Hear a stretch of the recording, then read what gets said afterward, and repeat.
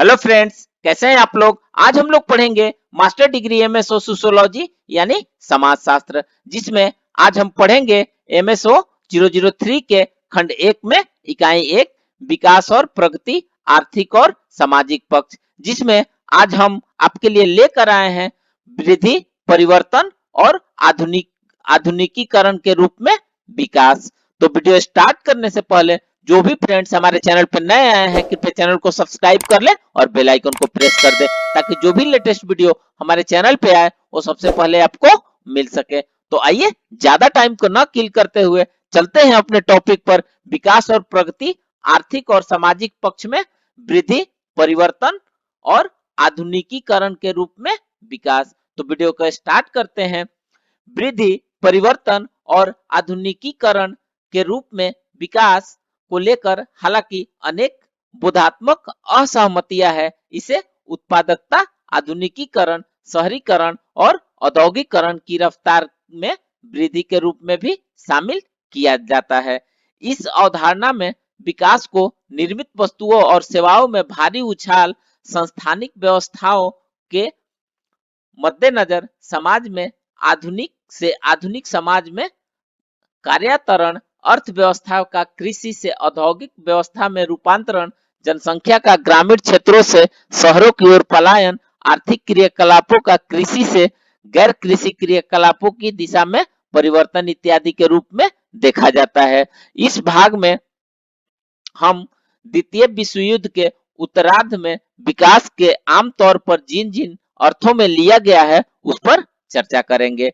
विकास की इन अवधारणाओं का समाज पर क्या प्रभाव पड़ा है, आइए इसके चर्चा करते हैं। विकास के अनेक अर्थ में लिया गया है, जैसे वृद्धि के रूप में विकास, परिवर्तन के रूप में विकास और आधुनिकीकरण के रूप में विकास को लिया जाता है। आइए सबसे पहला देखते हैं वृद्धि। आर्थिक दृष्टि से वृद्धि के रूप में विकास का तात्पर्य उपभोग की वस्तुओं, उत्पादन की क्षमता में वृद्धि और उसके साथ उपयोग के प्रतिरूप में भी वृद्धि से लिया जाता है। वृद्धि के रूप में विकास को मनुष्य की रोटी, कपड़ा, मकान, चिकित्सा और शिक्षा संबंधी बुनियादी आवश्यकताओं को पूरा करने की क्षमता से वृद्धि की दृष्टि से परिभाषित किया जा सकता है। वृद्धि का तीसरा अर्थ विकास की संभावनाओं के विस्तार, व्यक्तिगत विकल्पों में क्षमताओं और कार्यशीलता में वृद्धि के तौर पर देखा जाता है। उपयुक्त अर्थों में विकास का अर्थ सकारात्मक, प्रगतिवादी, स्वाभाविक रूप से लाभकर और अवश्यकारी होना है। आइए नेक्स्ट देखते हैं परिवर्तन और कायांतरण। परिवर्तन और कायांतरण के रूप में विकास का तात्पर्य मानव समाज में परिवर्तन की आर्थिक, सामाजिक, राजनीतिक और सांस्कृतिक प्रक्रियाओं से है। आइए नेक्स्ट देखते हैं आधुनिकीकरण। विकास को आधुनिकीकरण के रूप में भी लिया जाता है, हालांकि कुछ विद्वानों ने दोनों को एक नहीं मानते हैं। आधुनिकीकरण को अक्सर विकास के जरिए के रूप में भी देखा जाता है। आर्थिक कार्य क्षेत्र में इसे औद्योगिकरण, शहरीकरण और कृषि में प्रौद्योगिकी रूपांतरण की प्रक्रिया के रूप में लिया जाता है। राजनीतिक कार्य क्षेत्र में आधुनिकीकरण के लिए सत्ता और विशेषकर नौकरशाही को तार्किक बनाना जरूरी है। सामाजिक कार्य क्षेत्र में आधुनिकीकरण का अर्थ प्रदत्त संबंधों को कमजोर पड़ना और प्रगति के मामले में व्यक्तिगत उपलब्धि को महत्ता मिलना है। सांस्कृतिक क्षेत्र में यह विज्ञान में वृद्धि और धर्मनिरपेक्षीकरण, जिसके साथ साथ शिक्षित जनसंख्या में विस्तार है, जो संसार के मोह भंग की दिशा में ले जाता है। आधुनिकता इस अर्थ में विकास को पाश्चात्यीकरण कहा जाता है, जिसमें पाश्चात्य जगत को शेष विश्व के लिए प्रगति का मॉडल माना जाता है। इस अर्थ में विकास एक तुलनात्मक विशेषण बन जाता है। यह पाश्चात्य केंद्रित इस पर आधारित है कि विश्व विकास की रेखीय प्रक्रिया से गुजरा है, जिसमें विश्व इतिहास और विकास की अगुवाई पश्चिम ने की है। एक सजातीय विश्व का लक्ष्य हासिल करने के लिए अन्य देशों को उसके पीछे चलना पड़ता है। द्वितीय विश्व युद्ध के बाद जब अमेरिका को राष्ट्रपति हैरी एस ट्रूमैन ने विकास के युग का सूत्रपात किया, जब इस शब्द ने एक विशेष अर्थ हासिल कर लिया। ट्रमेन ने सार्वजनिक रूप से कहा कि उनके देश ने विज्ञान और उद्योग के क्षेत्र में तरक्की हासिल की है। उसके लाभों को अल्प विकसित क्षेत्रों की उन्नति और वृद्धि के लिए सुलभ बनाने की दृष्टि से एक नया साहसिक कार्यक्रम चलाने की जरूरत है। पुराने उपनिवेशवाद और विदेशी लाभ के लिए शोषण को नकारते हुए उन्होंने विकास के एक ऐसे कार्यक्रम की घोषणा की जो लोकतांत्रिक उचित व्यवहार पर आधारित था।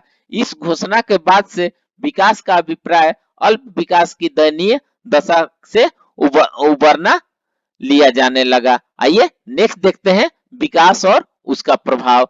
चूंकि विकास को प्राय उत्पादकता में वृद्धि, आर्थिक समृद्धि और बाजारोन्मुखी अर्थव्यवस्था में परिभाषित किया जाता था, इसलिए अल्प विकास का अर्थ था गरीबी, निम्न उत्पादकता और पिछड़ापन। यह आशा थी कि आर्थिक वृद्धि की वह रास्ता जिस पर विकास तेजी से दौड़ता है। इसलिए 1950 के दशक के बाद औद्योगिकरण और राष्ट्रीय सकल उत्पाद की वृद्धि पर दुराग्रह की हद तक ध्यान केंद्रित रहा।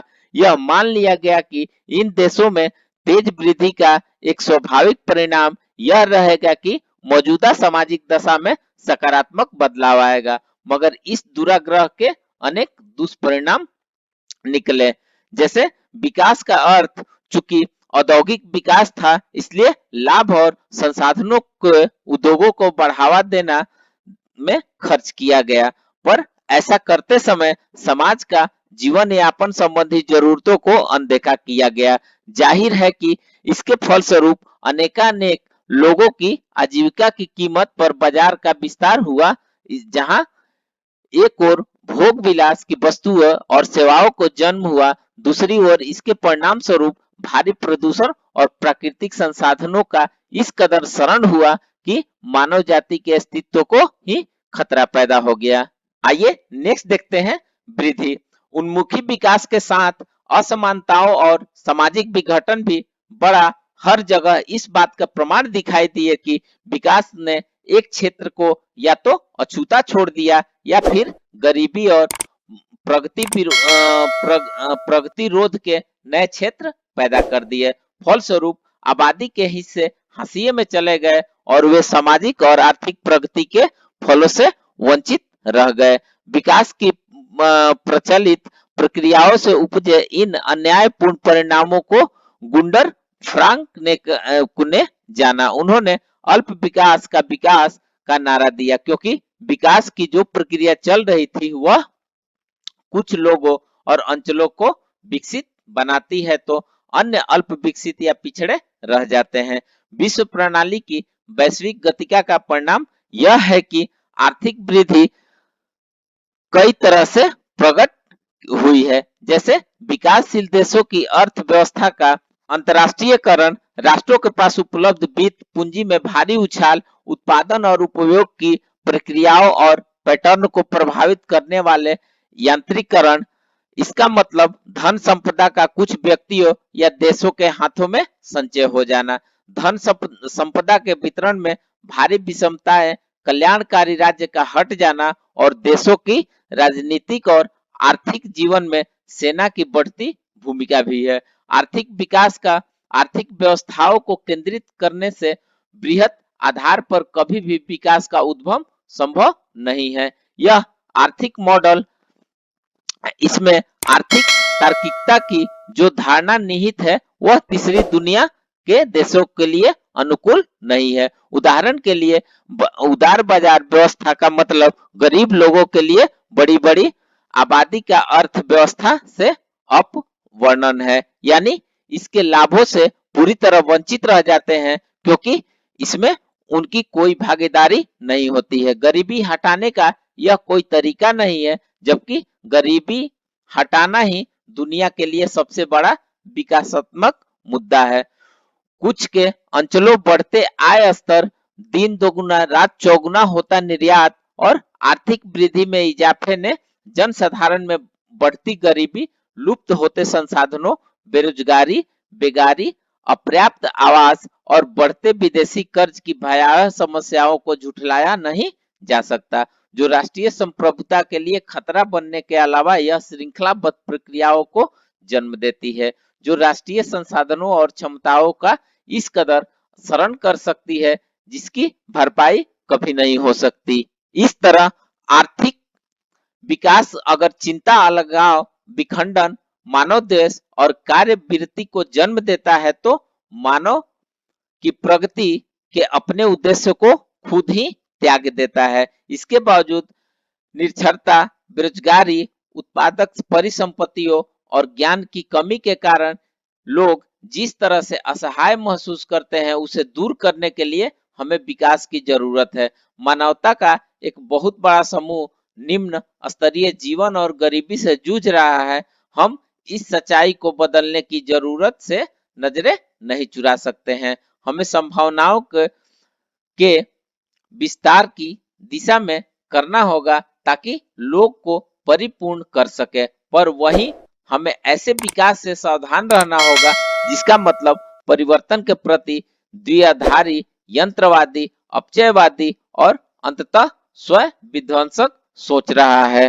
फ्रेंड्स, इस प्रकार से आज हमने विकास और प्रगति, आर्थिक और सामाजिक पक्ष में वृद्धि, परिवर्तन और आधुनिकीकरण के रूप में विकास के बारे में पढ़ा। तो मिलते हैं एक नए वीडियो के साथ में, तब तक से हमारे चैनल पे बने रहिए।